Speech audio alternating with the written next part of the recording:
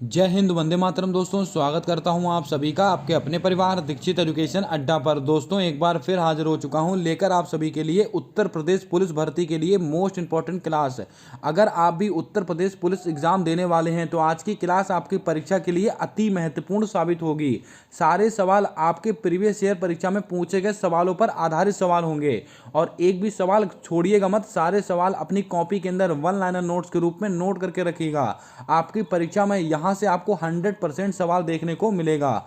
आइए शुरू करते हैं आज की महत्वपूर्ण क्लास और देखते हैं अपने सारे क्वेश्चंस।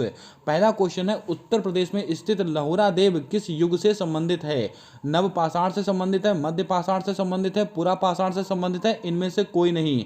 दोस्तों, आपको बता दें लहुरा देव स्थित है उत्तर प्रदेश में और ये किससे संबंधित है? ये दोस्तों आपका नव पाषाण से संबंधित है। तो आपका राइट आंसर क्या होगा? ऑप्शन नंबर ए, ये नव पाषाण काल से संबंधित है और ये क्वेश्चन परीक्षा में पूछा गया सवाल है।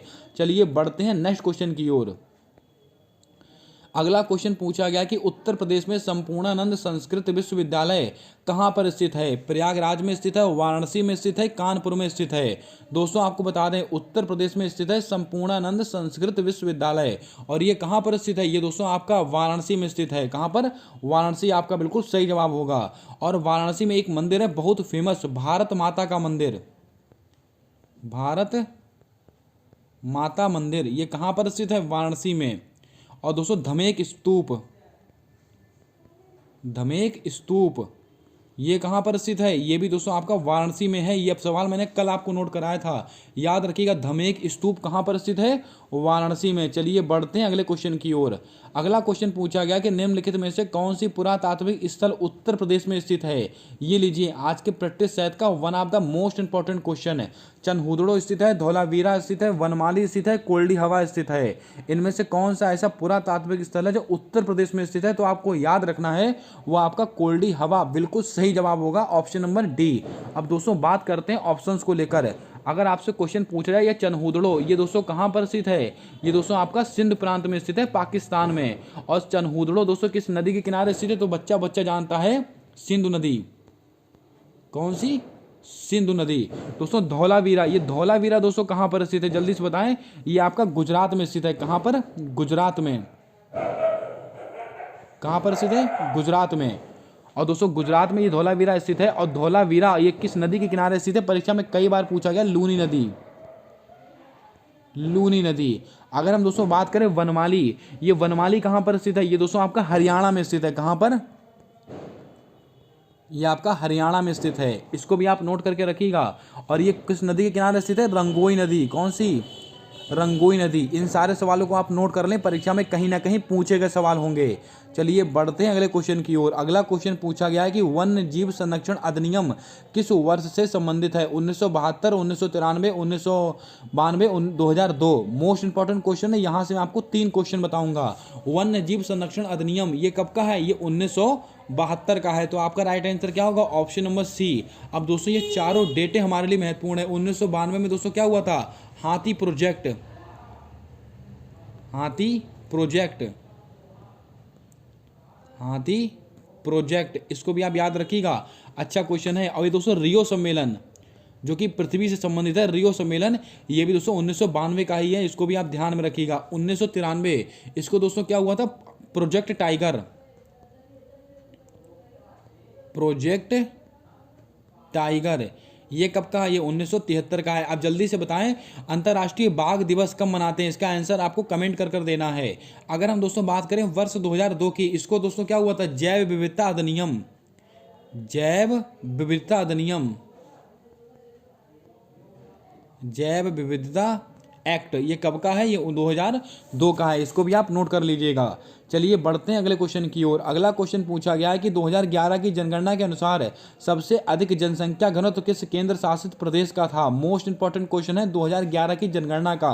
परीक्षा में सवाल आपको 100% देखने को मिलेगा। पुडुचेरी, नई दिल्ली, दादर नागर हवेली, दमनदीप, क्या होगा आपका राइट आंसर? जल्दी से बताएं। 2011 की जनगणना के अनुसार सबसे अधिक जनसंख्या घनत्व वाला केंद्र शासित प्रदेश कौन सा था? तो नई दिल्ली आपका बिल्कुल सही आंसर होगा।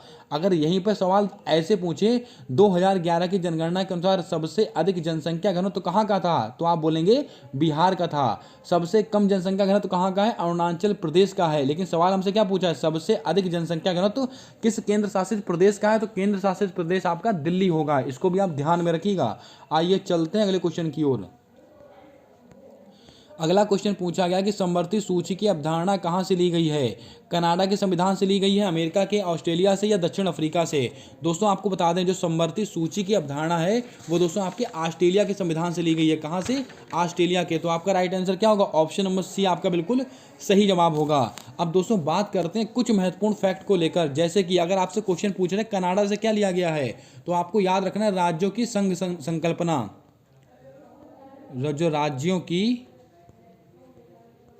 संघ संकल्पना, ये दोस्तों कहाँ से ली गई है, ये कनाडा के संविधान से ली गई है। परीक्षा में आया हुआ सवाल है ये। अमेरिका से दोस्तों क्या लिया गया है, तो मौलिक कर्तव्य लिए गए हैं, वो माफ कीजिएगा मौलिक अधिकार, मौलिक अधिकार, मौलिक अधिकार कहाँ से लिए गए, अमेरिका से लिए गए हैं। और दोस्तों राष्ट्रपति पर महाभियोग की प्रक्रिया, ये भी दोस्तों अमेरिका से ही ली गई है। और मौलिक अधिकार का उल्लेख कौन से भाग में है, भाग 3। और परीक्षा में कई बार आया है कि किस भाग को संविधान का मैग्ना कार्टा कहते हैं, तो आप बोलेंगे भाग 3 को संविधान का मैग्ना कार्टा कहा जाता है। अगर हम दोस्तों बात करें दक्षिण अफ्रीका, तो यहाँ से लिया गया संविधान संशोधन। संविधान संशोधन की प्रक्रिया कहाँ से ली गई है, दक्षिण अफ्रीका से। और इसका उल्लेख कौन से दोस्तों भाग में है, जल्दी से बताएं। संविधान संशोधन, माफ कीजिएगा, एक दोस्तों डीपीएसपी होता है, डीपीएसपी, राज्य के नीति निर्देशक तत्व, तो इसका उल्लेख दोस्तों कौन से भाग में है, भाग 4, भाग 4। इसको भी आप ध्यान में रखिएगा, ये सारे सवाल कहीं ना कहीं परीक्षा में पूछे गए हैं। चलिए बढ़ते हैं अगले क्वेश्चन की ओर। अगला क्वेश्चन पूछा गया कि सरसों के तेल में किस प्रकार का अम्ल उच्च स्तर में होता है, मैलिक अम्ल, एसिटिक अम्ल, इरूसिक अम्ल या फोलिक अम्ल। दोस्तों आपको बता दें जो सरसों के तेल में ये इरूसिक अम्ल पाया जाता है। तो आपका राइट आंसर क्या होगा, ऑप्शन नंबर सी बिल्कुल आपका सही जवाब हो जाएगा। अगर हम दोस्तों बात करें महत्वपूर्ण अम्लों को लेकर जो आपकी परीक्षा में पूछे जाते हैं, मैलिक अम्ल, ये दोस्तों किस में पाया जाता है, सेब में, किसमें, सेब में पाया जाता है। एसिटिक अम्ल ये किसमें पाया जाता है, ये दोस्तों आपका सिरका में, सिरका या आप इसको कह सकते हैं विनेगर, विनेगर, इसमें पाया जाता है एसिटिक अम्ल। अब दोस्तों आपको याद होगा, अब सरसों के तेल से दोस्तों बनने वाला एक बहुत महत्वपूर्ण क्वेश्चन पूछा गया है कई बार कि सरसों की तेल की मात्रा को बढ़ाने के लिए, मतलब इसका मात्रा में अत्यधिक किसका उपयोग किया जाता है। तो सरसों के तेल की मात्रा को अधिकतम बढ़ाने के लिए दोस्तों हम सल्फर का यूज करते हैं। किसका, सल्फर का, हम सल्फर का यूज़ करते हैं। किसका, सल्फर का। इसको भी आप ध्यान में रखिएगा, सरसों के तेल की मात्रा को बढ़ाने के लिए हम सल्फर का इस्तेमाल करते हैं। चलिए बढ़ते हैं अगले क्वेश्चन की ओर। अगला क्वेश्चन पूछा गया है प्रेस फ्रीडम इंडेक्स कौन जारी करता है, reporters without border, German watch, संयुक्त राष्ट्र विकास कार्यक्रम, IMF। ये लीजिए एक और इंपॉर्टेंट क्वेश्चन आपकी परीक्षा के लिए। दोस्तों अगर आप क्लास को आज पहली बार देख रहे हो तो क्लास को लाइक जरूर कर देना, चैनल पर पहली बार आए हो तो चैनल को सब्सक्राइब कर बेल वाला आइकन ध्यान से दबा लेना, ताकि आने वाली सारी क्लासेस के अपडेट्स आप तक आसानी से पहुंचते रहें। अगर हम दोस्तों बात करें प्रेस फ्रीडम इंडेक्स, इसको कौन जारी करता है, इसको जारी करने वाली संस्था है रिपोर्टर्स विदाउट बॉर्डर, जो कि आपका बिल्कुल सही जवाब होगा। और वर्ष 2023 में भारत की कौन सा स्थान है, 161वां स्थान है प्रेस फ्रीडम इंडेक्स में। इसको भी आप याद रखिएगा, दोनों क्वेश्चन याद रखना है, जारी करने वाली संस्था कौन है और दोस्तों इसका स्थान क्या है भारत का, इन दोनों को आप याद रखिएगा। ये जर्मन वॉच, ये दोस्तों कौन सा जारी करता है, तो दोस्तों आपको याद रखना जो वैश्विक जलवायु जोखिम सूचकांक है, वैश्विक जलवायु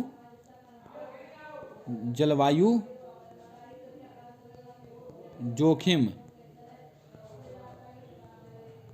सूचकांक, जलवायु जोखिम सूचकांक, इसको कौन जारी करता है, जर्मन वॉच जारी करता है। और दोस्तों ये संयुक्त राष्ट्र विकास कार्यक्रम, संयुक्त राष्ट्र विकास कार्यक्रम, तो दोस्तों आपको याद होगा मानव विकास सूचकांक कौन जारी करता है, मानव विकास सूचकांक जारी करता है ये संयुक्त राष्ट्र विकास कार्यक्रम यानी कि UNDP। इसको भी आप याद रखिएगा, मोस्ट इंपॉर्टेंट क्वेश्चन है। अगर आपसे क्वेश्चन पूछे मानव विकास सूचकांक कौन जारी करता है, तो संयुक्त राष्ट्र विकास कार्यक्रम यानी कि UNDP। IMF international monetary fund, दोस्तों आपको याद होगा इसका मुख्यालय कहाँ पर स्थित है, वाशिंगटन DC में स्थित है। विश्व बैंक, दोस्तों आपको याद होगा वर्ल्ड बैंक, वर्ल्ड बैंक और IMF इन दोनों को दोस्तों जुड़वा बहनें कहा जाता है। और इन दोनों का मुख्यालय कहाँ पर स्थित है? इन दोनों का मुख्यालय आपका वाशिंगटन DC में स्थित है और इनकी स्थापना 1944-45 में ब्रेटन वुड्स सम्मेलन से हुई थी। ये कुछ फैक्ट हैं जो आपको लिख लेने हैं अपनी कॉपी में। चलिए बढ़ते हैं अगले क्वेश्चन की ओर। भारत सरकार के द्वारा राष्ट्रीय हरित प्राधिकरण की स्थापना कब की गई थी?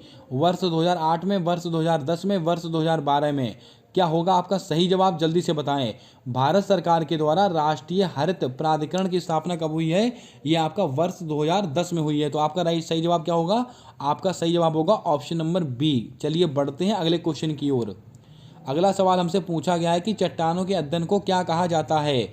दोस्तों चट्टानों के अध्ययन को क्या कहते हैं? पेट्रोलॉजी कहते हैं, ऑर्निथोलॉजी कहते हैं, इकोलॉजी कहते हैं कि पोमोलॉजी कहते हैं?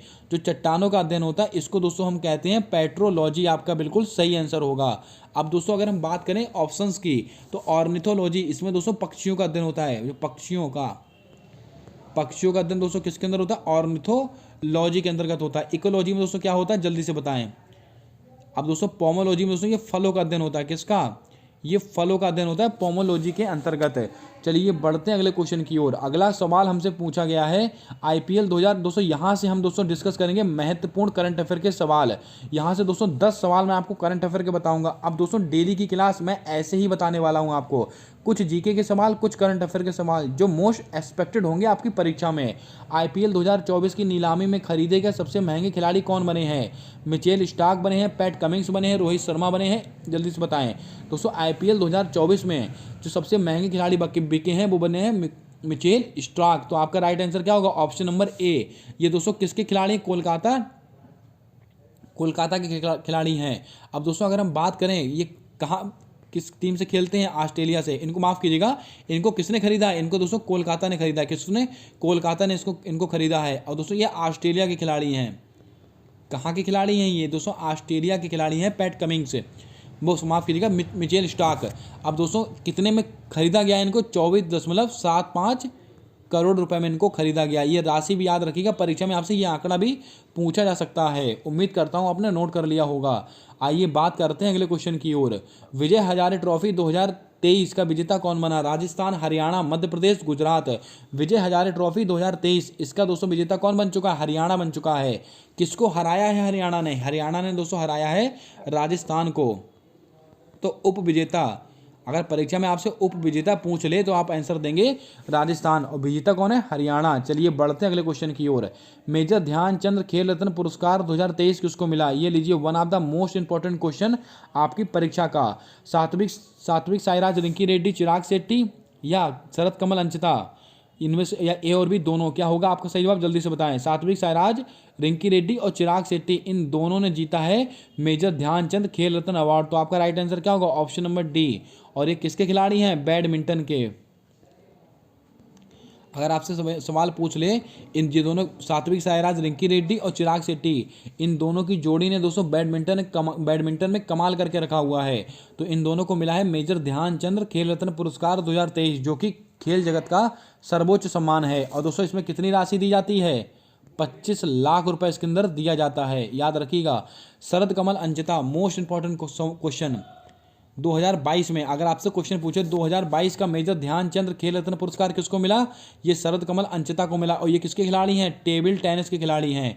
ये दोनों नाम आपको याद रखने हैं। अब दोस्तों बात करते हैं कुछ महत्वपूर्ण फैक्ट को लेकर। मेजर ध्यानचंद खेल रत्न पुरस्कार इसकी शुरुआत कब से हुई थी? 1991-92 में इसकी शुरुआत हुई थी मेजर ध्यानचंद खेल रत्न पुरस्कार की। इसको भी आप याद रख लीजिएगा। बढ़ते हैं अगले क्वेश्चन की ओर। अर्जुन अवार्ड की शुरुआत किस वर्ष हुई थी? 1956, 1960, 1961, 1962? दोस्तों आपको याद होगा अर्जुन अवार्ड इसकी शुरुआत हुई थी 1961 में। तो आपका राइट आंसर क्या होगा? Option number C.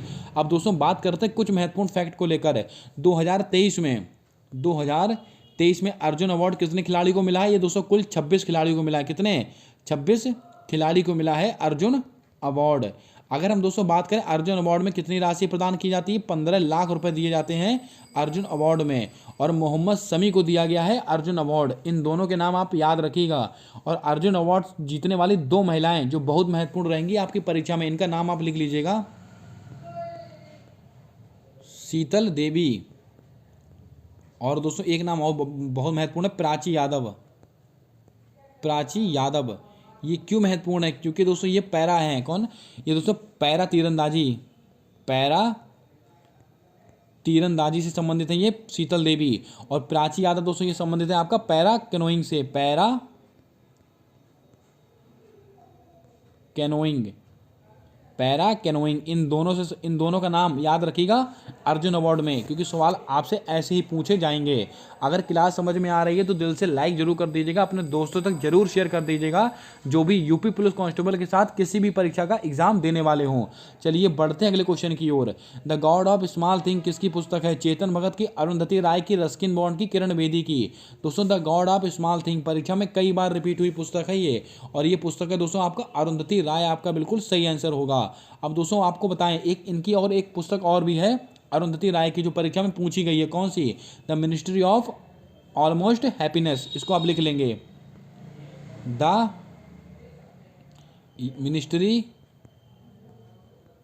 Ministry of almost happiness,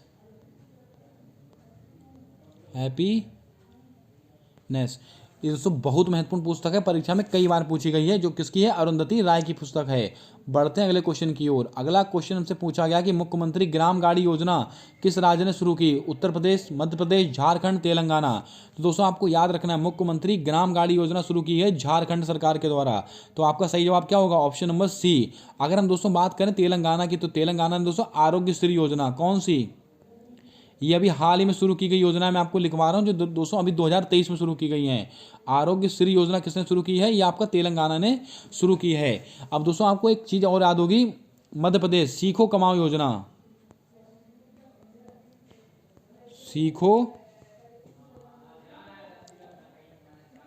कमाओ योजना किसकी है? ये दोस्तों आपका मध्य प्रदेश की है।